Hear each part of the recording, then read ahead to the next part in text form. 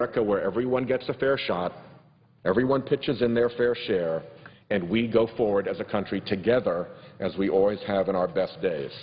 I thank the Chair and I yield the floor. Mr. President. The senior senator from Washington State is recognized. Thank you, Mr. President. Mr. President, I caught some of the dog and pony show that Republicans put on this morning on the floor of the Senate, and I thought it was pretty indicative of their approach to this entire Congress. All politics, no participation. You know, someone must have reminded them this morning that they are 47 days away from an election and that for the last 624 days of this Congress, they have done nothing but say no. But, Mr. President, I'm here to say that an hour of speeches on the Senate floor cannot erase an entire Congress of obstruction. In fact, the Republicans' show this morning reminded me of a move I've seen many times before. As a former preschool teacher and as a mom who's watched a lot of kids go through school, it reminded me how on the very last day of school before summer there was always one student who hadn't done their homework all year long, and on that last day they showed up on their best behavior, homework in hand, hoping to leave a good impression. They thought maybe that this last-ditch effort could help them avoid a bad grade, and unfortunately it just doesn't work that way. So let me assure Republicans of one thing. Their record of obstruction and their refusal to compromise will not go away at the 11th hour.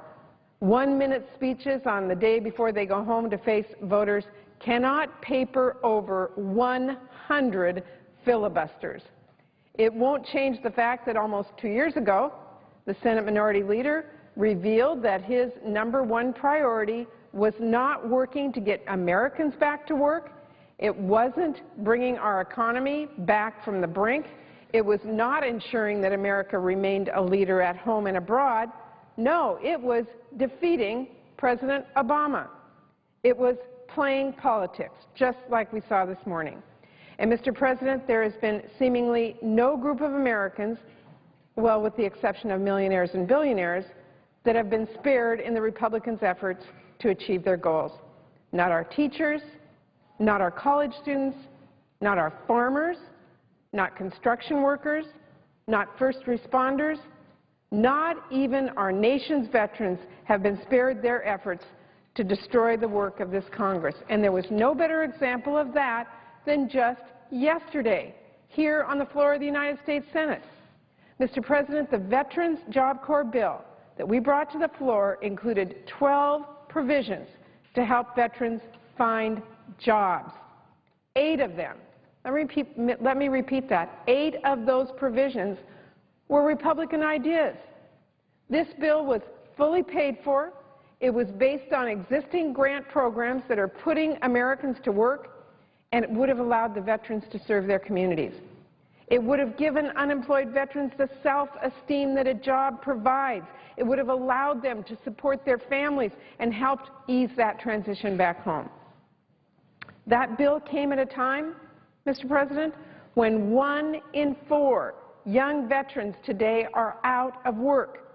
It came at a time when our military and veteran suicide rates are outpacing combat deaths, and when more and more, as we all know, veterans are coming home today. The American Legion supported it. The Iraq and Afghanistan Veterans of America supported it. Problem was, it seemed, President Obama supported it. So we know from everything we've seen and attempted on the Senate floor, no matter how good or bad of an idea, no matter which struggling American would benefit, seems if the President supports it, you can pretty much guarantee Senate Republicans will not. That's the legacy the Senate Republicans are going to take home to voters. The legacy that when middle-class American families needed their help the most, they refused to compromise to get things done. That when Americans were hurting, they put politics before people. That they set a goal of not participating, and they followed through on that at every single turn. Mr. President, no amount of snappy speeches are going to change that. No last-minute appeals for leniency will change that record. In fact, it is ironic that this morning all of the Republican senators showed up on the floor because for the last 2 years, when the American people have needed them the most, They've been absent. Thank you, Mr. President. And, Mr. President, I would ask unanimous consent that we have 11 unanimous consent requests for committees to meet during today's session of the Senate. They do have the approval of the majority and minority leaders. I ask unanimous consent that these requests be agreed to and be printed in the record. Without objection. Thank you, Ordered. Mr. President. I yield the floor. Mr. President. Senator from Florida is recognized. Thank you, Mr. President. And I came here to the floor of the Senate to talk briefly about an amendment that we may or may not get a vote on. It's an amendment by my colleague, Senator Paul. And it really is directly related to the issues that have happened around the world in the last week and a half. We certainly watched in horror as our ambassador, a fantastic and honorable American, along with 3 of his colleagues in the American consulate in Benghazi, was murdered last week. And so I wanted to talk briefly about that because it really is an important moment in our foreign policy in the region. Let me begin by expressing our deep condolences for that loss. All the members and the families of those folks who have died over there, our hearts are with them, our prayers are with them, and we thank them for their brave service to our country and to the cause of freedom. We have the right to be angry. The American people are angry, and rightfully so. You know, for years we've been investing our taxpayer dollars on aid into that region. And yet we turn on the television and we see these protests against us. On the one hand, every single year we send billions of dollars and hundreds of millions of dollars to help people in the region. We help them to stand up and fight for themselves, to get rid of dictators. And then we turn on the television and we see people attacking our embassies and burning images of our president and burning our flag and chanting anti-American slogans. And so the American people are both confused but angry. How can this be happening? But I think it's important for us that while we have the right to be angry, we should still remain smart in our foreign policy. And I want to talk about today is what it means to have a smart foreign policy, a pro-American foreign policy in that region of the world, given these factors that we're facing. Now, the amendment that Senator Paul is asking for a vote on would condition foreign aid of 3 particular countries. And so let me begin my conversations by saying that this is a complicated issue. And not all these countries are the same. Let me contrast 2 of them, for example. Let's talk about Egypt for a moment. Now, of course, the Egyptian people got rid of a dictator. They had an election. It was a very close election that was won by the current president now, Morsi, who comes from the Muslim Brotherhood. But Egypt has a well-organized security apparatus, a well-organized and well-funded security apparatus. Egypt has the capability to conduct counterterrorism in Egypt. Egypt has the capability. They have the people and the resources to protect our embassy in Egypt. They have no excuse for not doing that if they fail to do it, because they are able to do it. What was really troubling to me about Egypt, however, was that the president over there, Morsi, rather than immediately condemn the attack against the United States and the murder of our ambassador, his first reaction was to condemn a YouTube video. That's what we're talking about here, a YouTube video. Anyone can make a YouTube video. Now, there is a belief, by the way, in the Muslim world that because in their countries, if you produce a YouTube video or any movie for that matter, your government had to approve it. They think, well, then in America, your government must have approved it as well. But that's not true, and their leaders know better. The leaders of these countries, they know better. Some of these leaders in the Egyptian government were educated in this country. They know full well that anyone can make a YouTube video. But instead of standing up and explaining that to their people, they go along with this stuff. They say one thing in Arabic to their people and another thing to the rest of the world in English. This is a long pattern of double-playing behavior that we should not stand for and should not tolerate. And it is, in my mind, unacceptable that a full 2 days went by before the Egyptian government clearly condemned the attack on Benghazi and clearly condemned these actions against America. Contrast that with Libya for a moment. Libya had an election as well, where 2/3 of the Libyan people rejected the Islamists, and they elected pro-Western, pro-modern, pro-progress leaders to their government. But unlike Egypt, Libya doesn't have the ability to protect our consulate as well. They didn't inherit from Gaddafi a well-organized security apparatus. In fact, it was one of the reasons why I argued for a more forceful American engagement in Libya. I didn't want the conflict to last that long.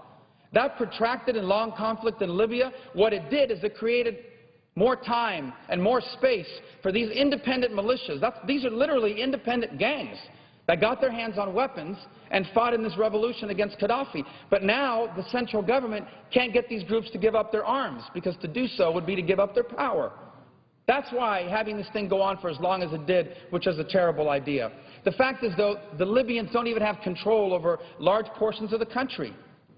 There are entire areas of Libya that the government doesn't control.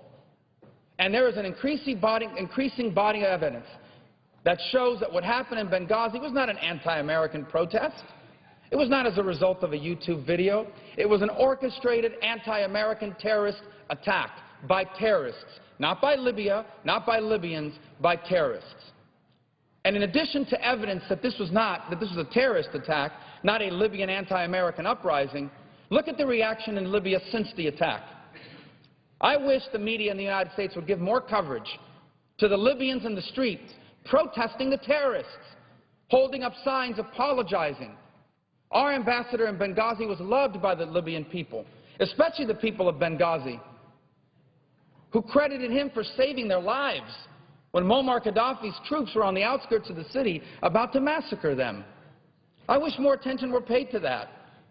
I wish more attention were paid to the ceremonies that are happening today in Tripoli, honoring, where Undersecretary William Burns is there, honoring the service of Ambassador Stevens. The demonstrations in Benghazi are going to occur tomorrow, honoring him as well. I'm not saying everyone in Libya is pro-American. I'm saying we have a government in Libya that is trying to do the right thing. There are open source reporting in the press today. 50 American FBI agents are now there investigating this. Those are the actions of a cooperative government. They are trying to help us. They just don't have the resources to do it well. Cutting off aid to them doesn't make sense to me. On the one hand, we're demanding that they protect our embassies, but they're saying to us we want to, but we don't have the resources to do it. And on the other hand, we're threatening to take away their resources. So not all these countries are the same. And there's a lot of misconceptions floating around out there. I've heard some people say, you know what, maybe they were better off with dictators in the Middle East because they could maintain order. Let me tell you, that's a false choice. Here's why. These dictators were no friends of America. Let me give you an example in Egypt, where people now say, well, this stuff didn't happen when Mubarak was there. No, it happened, but in a different way. Let me tell you the deal Mubarak and other dictatorial leaders in the regions cut with extremists. Here's the deal they cut with extremists. As long as you don't do anything against us, you can do anything you want anywhere in the world. Conduct all the terrorism you want. Attack Americans, blow up a train in Spain, do whatever you want. Just don't do it here. If you do it in your country, if you do it in our country, we'll cut your head off. If you do it somewhere else, that's not our business. That's the deal these dictators cut with extremists. And that's not a coincidence that there were Egyptians involved in the 9/11 plot. And these were not Egyptians that came from poor families. They came from prominent and distinguished families in Egypt. Which leads me to the second point. These dictators allow anti-Americanism. Because imagine if you lived in a dictatorial country. You're not allowed to protest the government. You're not allowed to protest your leaders. There are only two things you're allowed to protest: America and Israel. And so that's what everybody does. It's almost a release valve for frustrations. And then they've got a state-controlled media that feeds into anti-Americanism. Do you know that there are media outlets in Egypt under Mubarak and even now that tell the people in Egypt that in America denying the Holocaust is a crime? Denying the Holocaust is dumb, it's outrageous, but it's not a crime in America. And yet they spread these lies, these anti-American lies through the region. Of course there are people in the region that hate us, because our so-called dictatorial friends and allies have allowed anti-Americanism to grow and be fostered, because it helped them hold on to power. So these dictators were not good for the region and not good for America. And the choice should not be between dictators and democracies. The second fallacy is, well, we'll just have an election, everything will be better. That's not true either. Democracies can elect people that don't like us too. So this is not an easy issue to confront. But disengaging from the region is not the solution. I don't have a magic solution, and I've only been here in the Senate for about a year and a half. So these are issues that I'm engaging in for the first time over the last year. But here are my opinions, given what I've learned in the first 2 years that I've been here. It's just some points that I'd like to make. The first is that we should expect more. We should expect more from leaders in the region. We should expect Morsi and the Muslim Brotherhood and others to stand up to people and say, look, we understand that you're upset about this video, but you don't have the right to burn down an embassy. And by the way, in America, the government doesn't control these videos. Anyone can make a YouTube video. They're a free society. Number two, we should expect for them to say the same things in Arabic as they're saying in English. Don't express condolences and outrage in English on the attack against America, but in Arabic completely ignore it and only talk about the YouTube video. We should expect more from them. They want a true partnership. They want American and Western aid. They want tourists to return. They want economic interchange between our countries. We should expect more from them. Here's the second point. This stuff isn't happening because of a video and because people are upset. You know what? Let me explain something to you. For radical Islam, our entire culture is offensive. They're not just offended about a YouTube video. They're offended that women serve in the U.S. Senate.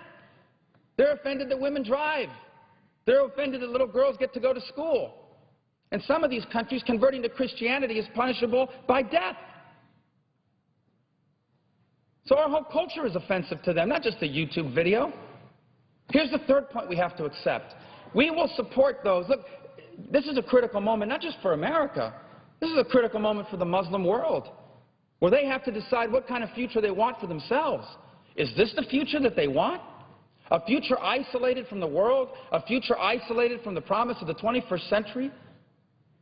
Or do they want a different future? I know that there are millions of people in the Muslim world that don't want this future. But they are afraid to speak up.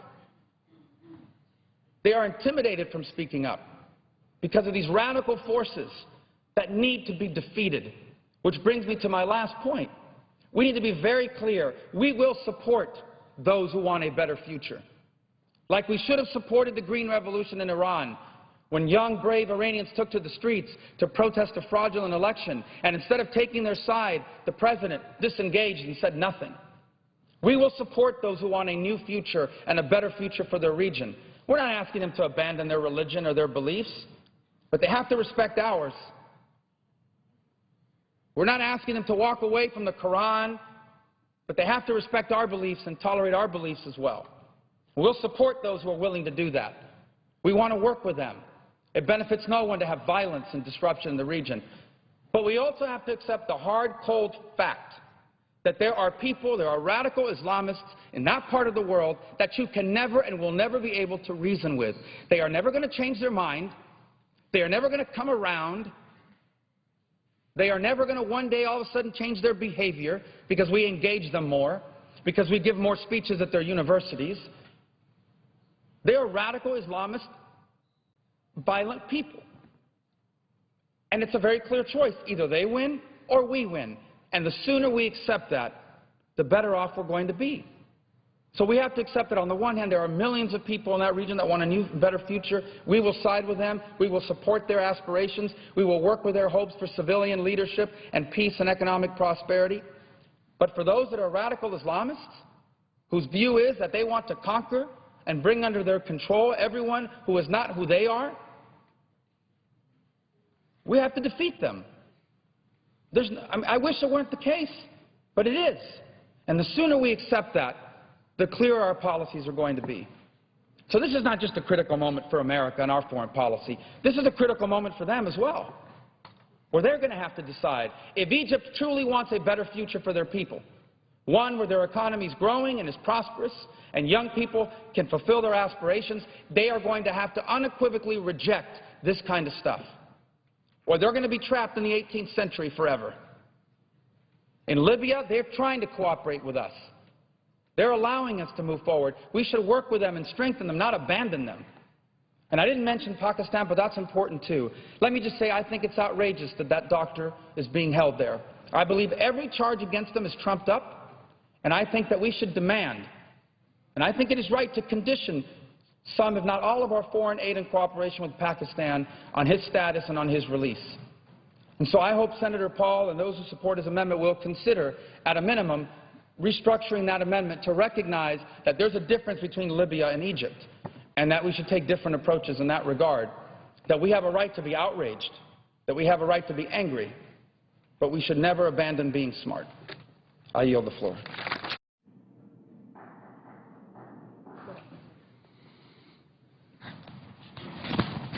Mr. President, Senator from North Carolina is recognized. I ask unanimous consent that I be permitted to speak up to 15 minutes as if in morning business. Without objection, so ordered. Mr. President, 11 years have now passed since the attacks of September the 11th, that horrific day that forever changed the world. Although we have killed Osama bin Laden, the fight against the al-Qaeda militants is not over. Al-Qaeda remains a threat to America, and the brave men and women of our armed forces are still fighting every day to protect our way of life. Mr. President, I want us to honor and think about these men and women. There are over 77,000 U.S. service members deployed in Afghanistan right now who remain in harm's way. These men and women willingly joined the military during a time of war. They want nothing more than to serve our country. They fight for our way of life so that we don't have to, and so that our children and grandchildren will not have to. I'm going to highlight 3 servicemen from North Carolina who have made the ultimate sacrifice. I have personally spoken with their families, and I want to share their great love of country with you, because it is so important that all Americans understand our military and their families sacrifice so much for all of us. For my home state of North Carolina alone, there are more than 6,000 of our finest sons and daughters, brothers and sisters, moms and dads deployed in Afghanistan. They are the men and women of the 2nd Marine Expeditionary Force, 2nd Marine Division, 2nd Marine Aircraft Wing, and 2nd Marine Logistics Group from Camp Lejeune and Cherry Point. They are the men and women of the 82nd Airborne Division from Fort Bragg. They are the men and women from the National Guard and Reserve units from North Carolina. They are the thousands of other soldiers, sailors, airmen, and Marines deployed to foreign lands to stand watch over the world and keep us safe. Sometimes I feel as if the war is hardly an issue in the news, in daily life, anywhere, except for those who are personally affected by it. Our focus is too often drawn to the news of the elections, of the economy, of politics, of celebrities, of scandals, of the rich and famous, and of the simply bizarre. We do not hear enough about the brave souls who have lost their lives while trying to make the world safer for the rest of us, who willingly joined the military during a time of war, who wanted to serve our country.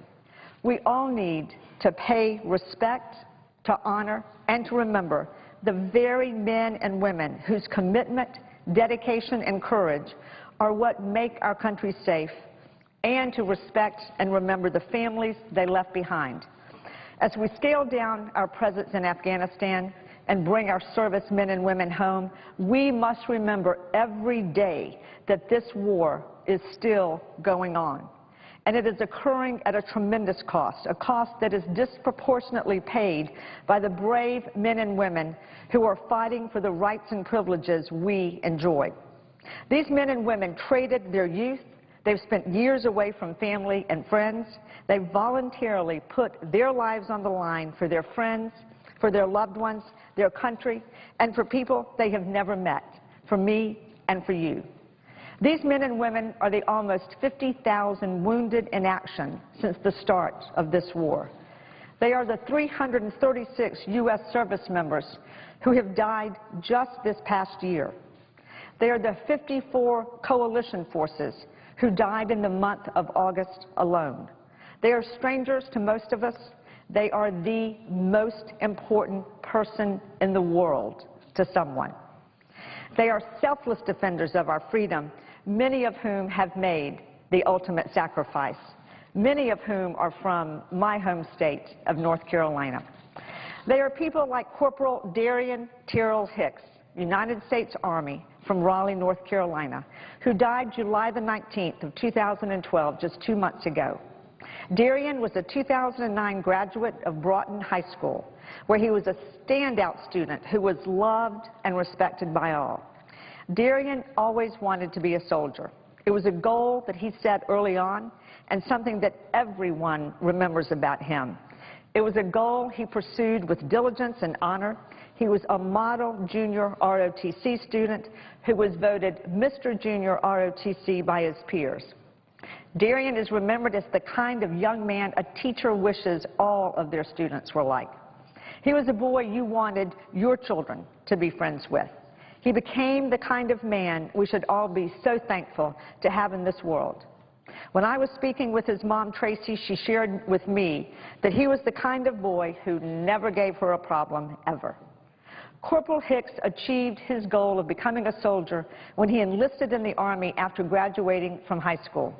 He loved the Army, and it seemed that he had found his place in life. He loved his family, and he kept in close contact with his mother. Whenever he spoke with his mom, she would always tell him, always pray, be safe, and I love you. To which he would respond, I'm going to be fine, I love you too.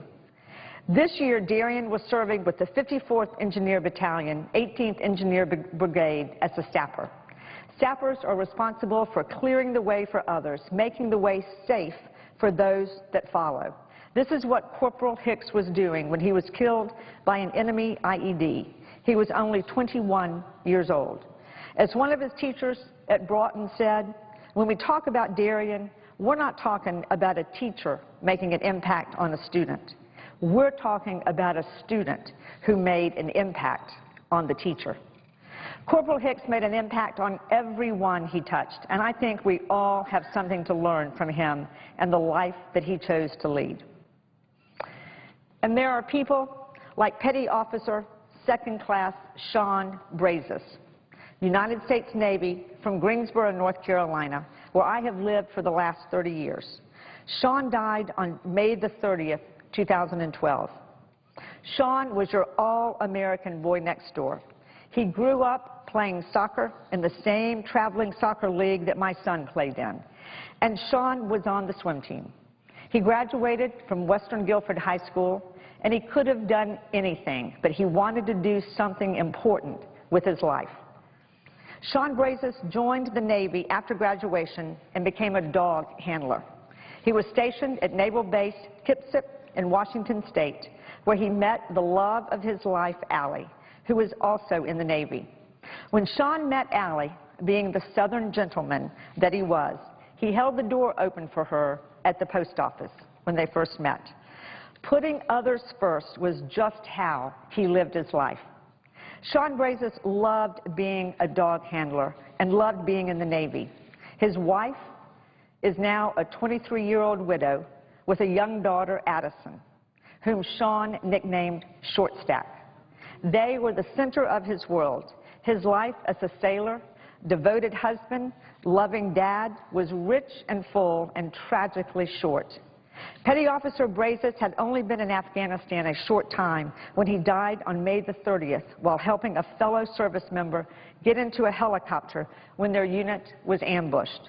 That seems to define Sean, a man who selflessly did what he could to help others.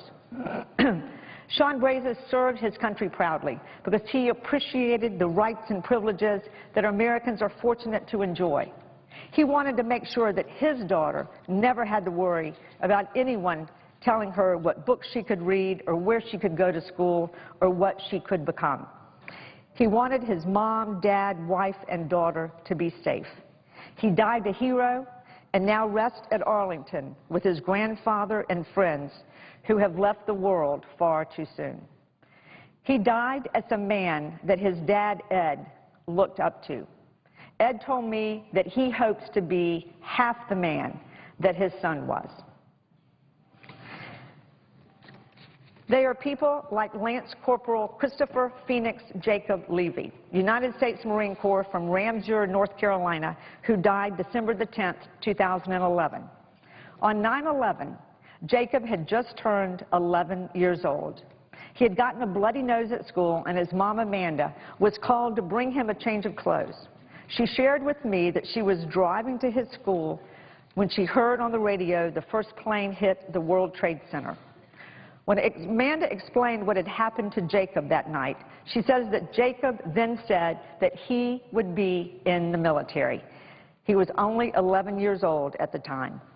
Jacob joined the junior ROTC at Eastern Randolph High School, where he was a standout runner and wrestler. He was also a proud, active member of the Lumbee Indian tribe. That is why he has the name Phoenix from his Indian heritage. It stands for immortality and renewal. In 2009, Jacob fulfilled the goal that he set in 2001. He enlisted in the Marine Corps and graduated from boot camp. He planned on being a Marine for 20 years, retiring, and then returning to his hometown to give back to the JROTC and his community. It's clear that from an early age, Jacob was driven to be a part of something more than himself, to do his part for the greater good. That was just how he lived his life.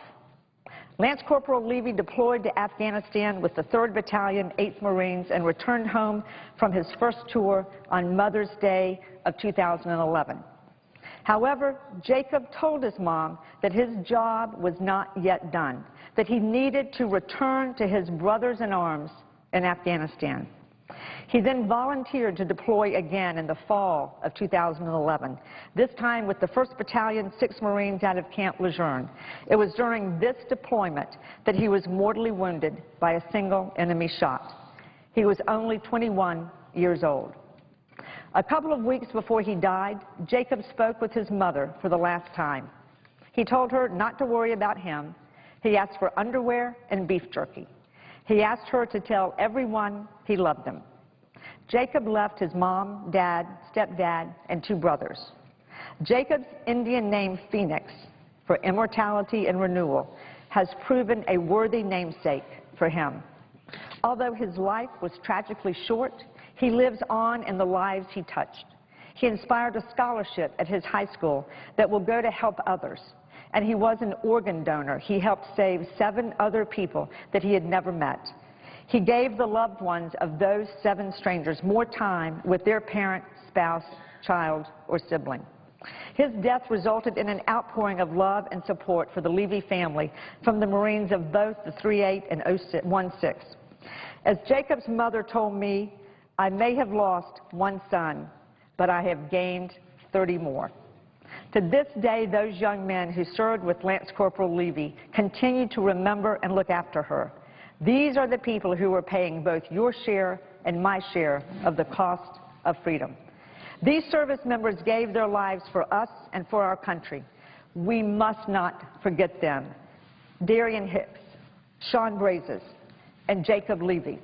We must not forget their families. We must not forget the men and women still deployed in harm's way. They come from our small towns, our big cities, and our rural areas. They are our neighbors, they are our fellow Americans, they are our heroes, and they are my fellow North Carolinians. To these men and women, to their families, we owe an eternal debt of gratitude. May God bless them, and may God bless America. Mr. President, I yield the floor.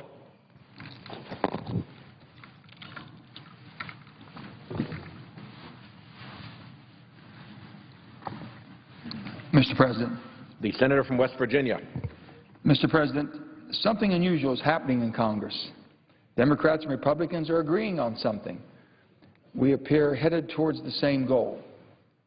The problem is, what we're agreeing on is more business as usual in Washington.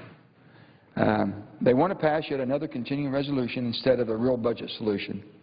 I can almost hear the people back home and all over this country saying, there they go again. Now, I can argue this both ways. A continuing resolution will let the government limp along again for another 6 months. That way we can go home now and come back after election to fix the budget.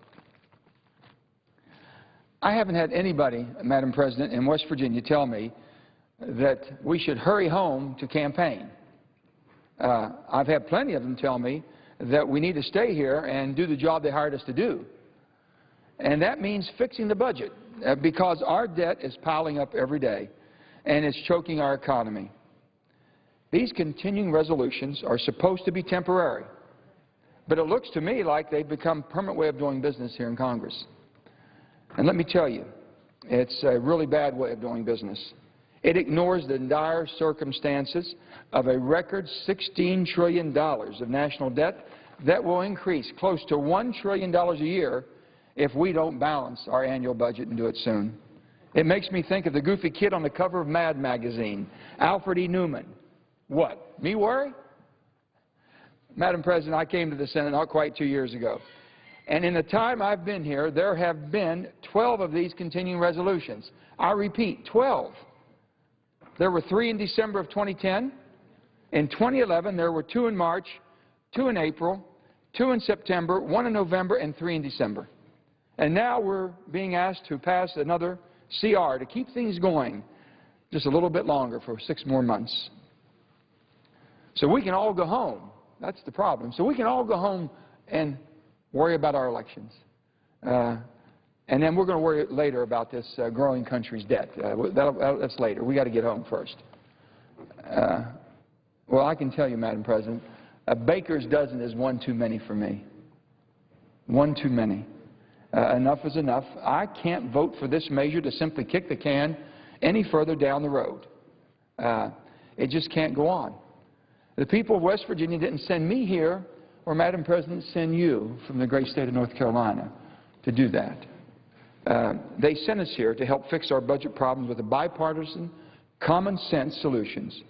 That's the way we did it in West Virginia when I was governor. We didn't pull these kinds of stunts on West Virginians. We stayed on the job until the work was done. We wouldn't leave. We stayed and worked. If it was all through the night, we'd stay. If it was an extra day or an extra week, we would stay and get our work done. We came together to make decisions what was best for our state, not best for us individually. And it's time we do the same thing here in Washington. We have to stop putting off what we need to do to get our fiscal house in order. It's time to cancel the flights home. It's time to roll up our sleeves and get down to the people's business, because we've reached a dangerous point in our history, a point at which our debt is threatening not just our economic standing in the world, but also our national security. I know everybody expects we'll come back after election in a lame duck session and we're going to rush to fix all of our fiscal problems at the last minute. But if Congress's past performance is any indication of what to expect after the election, I wouldn't expect too much. That's a shame. A lame duck session of Congress is cutting it pretty close, because we've gotten ourselves into a real bind. The so-called fiscal cliff is real. We're looking at over $5 trillion of economic swing by the end of this year, December 31st, coming up to January 1st. One part of that is the sequestration. I think we all remember the sequestration. That was a penalty we put on ourselves. If the super committee did not do their job, well, so be it. The super committee wasn't that super. It didn't work out the way we all thought it would. And it really means that what we have to do is take painful cuts, because we said if we make the penalty strong enough and great enough, we'll definitely come to the table and fix the financial problems. Well, we didn't do it. That was a year ago. We could have been working and fixing all that between now. But here we come down to the last minute, and we're asking for 6 more months. You know, the kind of meat act spending cuts, and when I talk about that, I never did put budgets together that was across-the-board cuts. If you had to cut, basically, we looked at it. Government can do 2 things with your money. They can spend your money, or they can invest your money. We've done a poor job of investing. We've done a great job of spending a lot of money.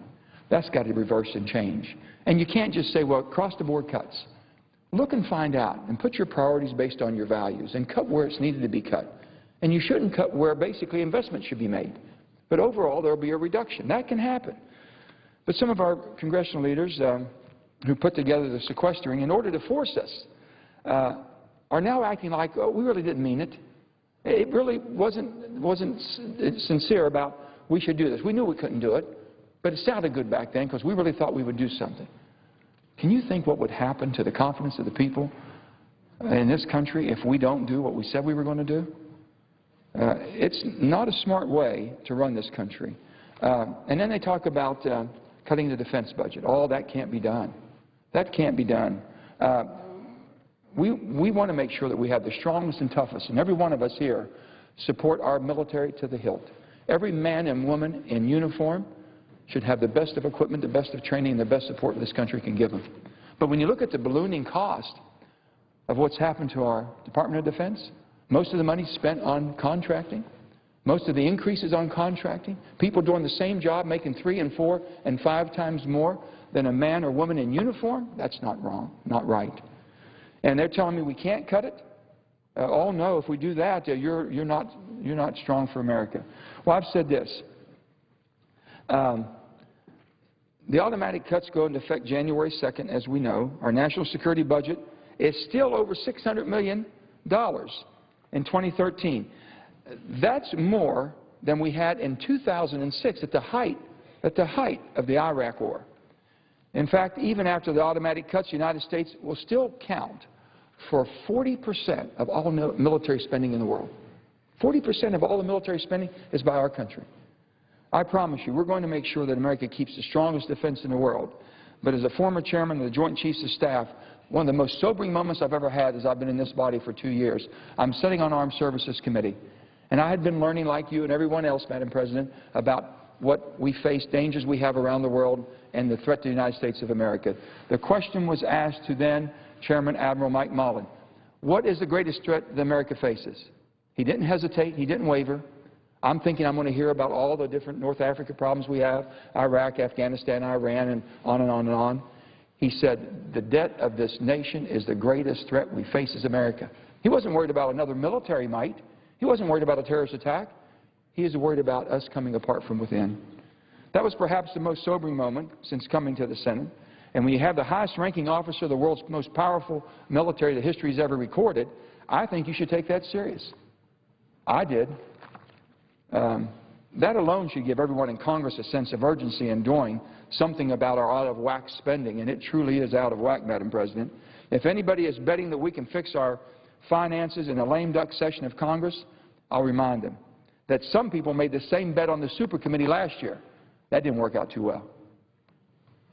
In fact, we're about to leave town with a lot of unfinished work, and we're not just sure of our finances, and it's not just about finances. The 112th Congress, and I'm ashamed to say this, is one of the least productive Congresses in the history of this country in terms of passing new laws. The Congress that we're in right now, the 112th, passed only 173 public laws as of last month. As you recall in our history books, President Harry Truman, who dubbed the 80th Congress as the Do-Nothing Congress, passed 906 bills. 906. I don't even know if he would have a definition of what we have done. I really don't. So Do-Nothing Congress is something that I'm not proud of. And it's clear to me that betting on Congress getting religion after election is also a risky gamble. A gamble with America's future. A gamble with the next generation. We tried that with the Super Committee, but it failed. And that's the reason we're here today facing the fiscal cliff. The sunsetting of the Bush tax cuts, the tax extenders, the end of emergency unemployment benefits, sequestration, those are all MEDAX cuts, and we know that. The Congressional Budget Office says the fiscal cliff could cut the GDP by 4 percentage points next year and send the economy back right into a recession. Look at the time we've wasted. The Super Committee fell apart almost a year ago, and yet here we are. Instead of voting on a real and permanent solution to our financial problems, we're getting ready to vote on yet another temporary measure that will allow us to lead before we've addressed a single one of these most critical issues. And what's happened since the Super Committee shut down with no agreement? Well, one thing that's happened is our long-term national debt has topped $16 trillion a couple of weeks ago. That's a figure that's almost impossible to wrap your mind around, but I think you can wrap your mind around this, Madam President. Each one of us that live in this great country is now in debt, $50,700. Each one of us. Every man, woman, and child.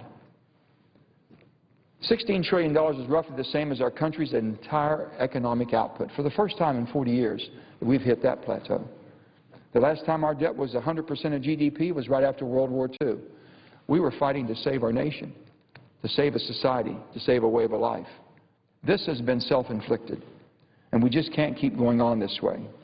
We have reached what the National Commission on Fiscal Responsibility and Reform called the moment of truth. In the report it prepared for the President almost 2 years ago. In fact, that was the title of its report, the moment of truth. And while the Commission faced a moment of truth with a comprehensive bipartisan plan for reducing our debt, Congress has yet to do so. Now's the time, Madam President. We know how to fix things. Congress has done it before. In the early 1990s, our economy was faltering because deficits and debt were freezing capital. But Congress sent a signal to the market that it was capable of being fiscally responsible, and they were. And the result was the longest economic expansion in history, the creation of over 22 million jobs and unprecedented wealth in America, with every income bracket rising. I repeat, every income bracket, not just the chosen few. The budget framework put together by Congress and the White House led to the first balanced budget in generations and put our country on track to be debt-free this year in 2012. If we'd have just stayed the course, we'd be debt-free as the United States of America right now. Let me repeat that again. This year, we would have been debt-free. But we got totally off track with tax cuts, 2 wars, and expansion of the prescription drug benefits for Medicare recipients, none of which were paid for. All great ideas, none were paid for. And the 10-year, $5.6 trillion surplus forecasted in 2001 has become a debt of more than $16 trillion. That's a $22 trillion swing in less than a decade. It's unbelievable. It's mind-boggling. But we can get back on track if we follow a simple formula, roughly the same one that the Bowles-Simpson Debt Commission recommended. We have to curtail spending, we have to have a fair revenue stream, and we've got to look at cutting the fat. And to do that, an overhaul of our tax system so that it is not only more equitable for everyone, but also encourages the kind of entrepreneurship that makes our country the bedrock of global economy. In America, Madam President, we need a tax system where everybody pays their fair share and where American businesses are free to do what they do best: out-produce, out-innovate competitors all around the world. And to keep a bright future, we have to reform of our entitlement programs so that we can preserve the benefits. There's serious trouble ahead if we don't act. Think about this. In 2016, Social Security disability is basically insolvent. 2024, Medicare insolvent. 2033, Social Security only be able to deliver 75 cents on the dollar, 25% discount. The American people are hungry for plain talk on our debt. That's why hundreds of West Virginians, just a few weeks ago, we hosted in Charleston, West Virginia, we had Alan Simpson and Senator Alan Simpson and White House Chief of Staff under Bill Clinton, Erskine Bowles, come to the state of West Virginia, packed house, and they spoke the truth. And what we're saying is just give the American people the facts. Show them the options, Madam President, the way we did at our fiscal summit, and they will do their part to get the country back on the right path. They always have. That's what makes this country so great. So don't sell the United States of America short. Don't sell the American people short just because this is an election year. They can tell when you're dealing straight with them or when you're playing politics. And right now, there's no more time to play politics. In fact, I got a letter just yesterday from a West Virginian, James in Clarksburg, West Virginia, talking about the summit. Here's what he said. I quote, "It is time for responsible members of the Senate to take to the floor and tell your fellow senators it is past time for us to take responsible action to address the fiscal crisis, which is our responsibility to the people who sent us here." Because it's just that. There is no excuse for delaying action until after the election. No excuse to delay it just because of an election. Madam President, James got it exactly right. There is no time to waste. And look, I'm not naive. I understand that some of the choices we face are going to be hard for some of us to make. I know Republicans don't want to talk about revenue. I know Democrats don't want to talk about entitlement reform. But we need to start thinking more about the next generation than ourselves, or the next election, or the next news cycle, or the next flight out of Washington. Millions of Americans are struggling in this tough economy, working overtime to pay their bills, find a job, and find a way forward for their families. They're looking for us for the leadership they need. They're looking to us for solutions. They're looking to us to come together and do what's best for the country in a balanced and practical way. Madam President, they're simply looking to us to do our job. and I intend to do that to the best of my ability. Winston Churchill once said, you can always count on Americans to do the right thing after they've tried everything else. Well, Madam President, I think we've tried everything else, including kicking the can down the road for 12 times before. Now it's time for us to do the right thing. This temporary step is the wrong thing at the wrong time. We have work left to do, and we need to stay and do it. The people of America expect us to do better, to stand up for them and to put politics aside. The people of West Virginia can be assured that I will always stand up and I will continue to try to do the best that I possibly can for them and for the people of this great country. Madam President, I thank you and I yield the floor. The senator from Rhode Island. Madam President, this week the conservation community mourns the passing of a great American leader, a passionate individual and an inspiration and friend to many, Russell Errol Train. President Nixon first named Russell Train as Undersecretary of the Department of the Interior, and then as the first chairman of the new White House Council on Environmental Quality from 1970 to 1973. Russ Train then became the administrator of the EPA, serving there from 73 to 77. He was at the forefront of the legislation that became the bedrock of our country's environmental policy. The Clean Air Act, the Safe Drinking Water Act, the Endangered Species Act, the Toxic Substances Control Act, laws that keep the American public safe and that protect our American natural resources. His desire to protect wildlife and habitat predated these years of public service. He founded the Wildlife Conservation Foundation in 1959, and then the African Wildlife Foundation. And when the World Wildlife Fund was established in the United States, he became its first president. This week, World Wildlife Fund U.S. CEO Carter Roberts described Russell Train as, I quote, a true national treasure and an inspiration to all of us who embrace conservation as their life's work, close quote. Mr. Roberts went on to say that, I quote again, undoubtedly Russ would prefer that we not spend a lot of time mourning his passing.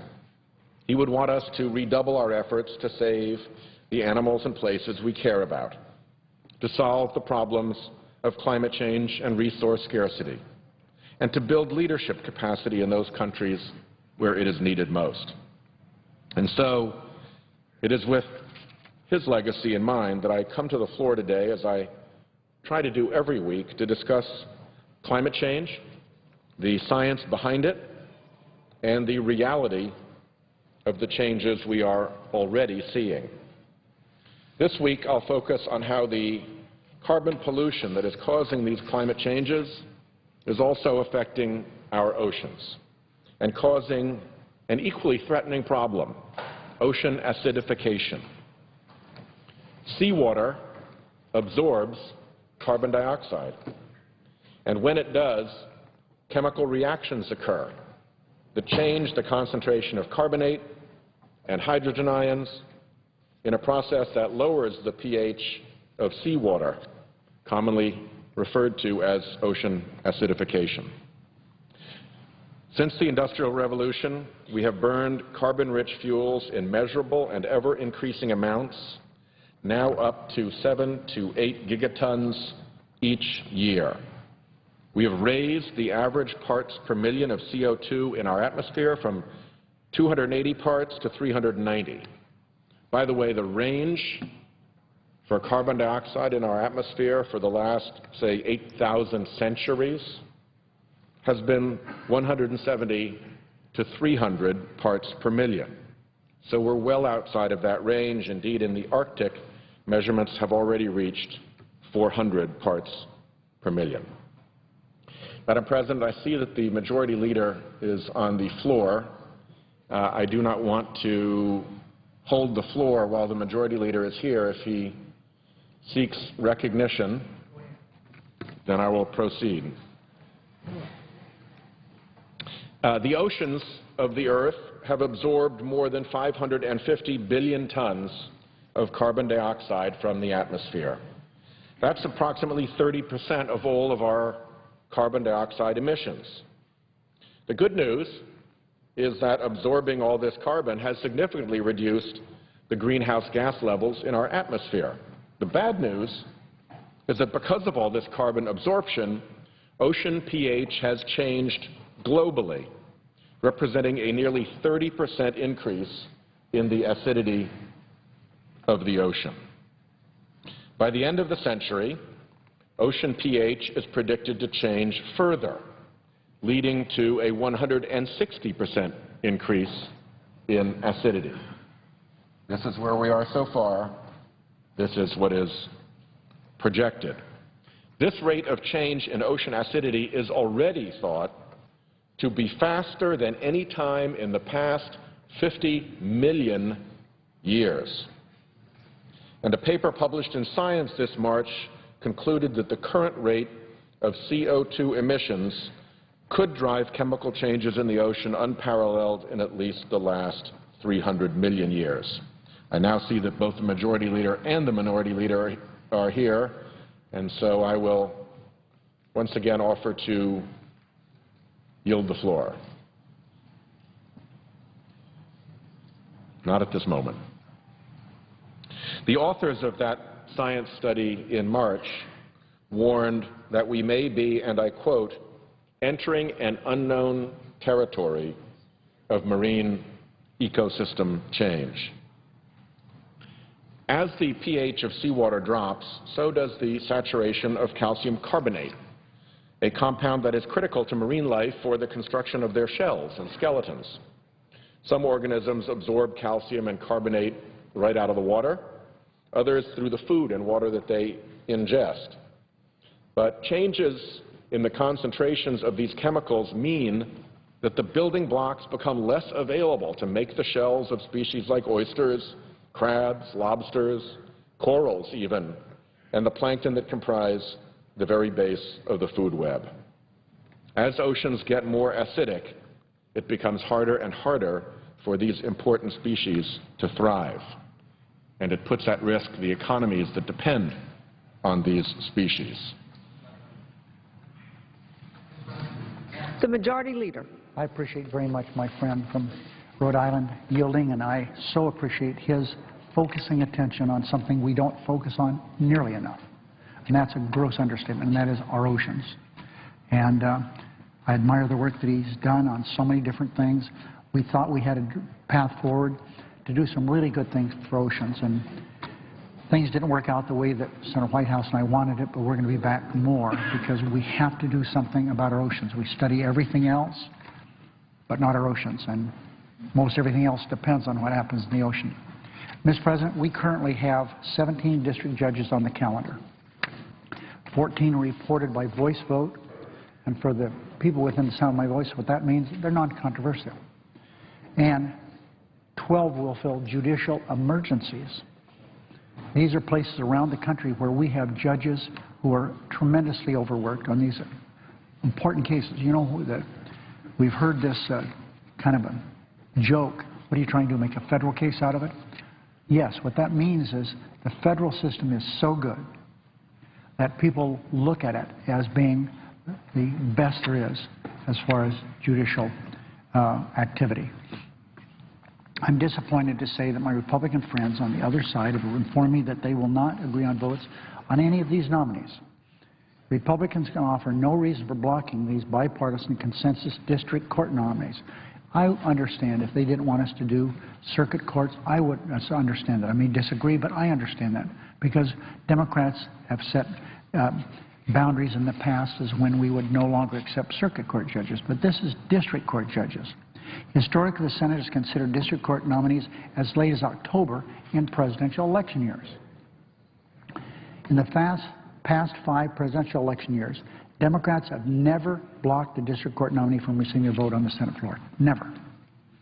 But our Republican colleagues are setting new standards for obstruction, not only in all the legislation, but in judges. Of the 28 district court nominees we've considered this year, I filed cloture 19 times. In other words, we've had to break a Republican filibuster on 67% of the district judges we've considered and confirmed. President Obama's district court nominees have been forced to wait 300% more than President Bush's nominees, 3 times more. Only 2 people who the President nominated this year have been confirmed. The kind of qualified consensus nominees that in years past would have been confirmed in a matter of minutes are now taking weeks and months, languishing with no action. These votes should be routine. They should not be a fight that delays action on important jobs measures. In September 2008, right before the last presidential election, Democrats confirmed 10 of President Bush's district court nominees in one day. More than half of the nation's population, 160 million Americans, live in a part of the country where there's been a judicial emergency declared. That means more than half the people in this country seek justice from courts and judges that are strained to their breaking point under a backlog so intense an emergency has been declared. The chairman of the Judiciary Committee, of course, knows I'm here. He wanted to be on the floor, but our time didn't work. He's done a remarkably good job of getting the judges out. With 1 out of every 10 federal judgeships standing vacant, Americans can no longer wait on fair and speedy trials, and that's what they have to do. They can't rely on them. Republicans should work with Democrats to confirm these consensus district court nominees now. Refusing to do so is really irresponsible. The Senate could act today to put highly qualified judges on the federal bench, judges who are supported by both Democrats and Republicans. So I would hope that we can get something done before we leave here. I don't want to file cloture on these nominees before the end of the year. It's not the way we should be working around here. We should be working together.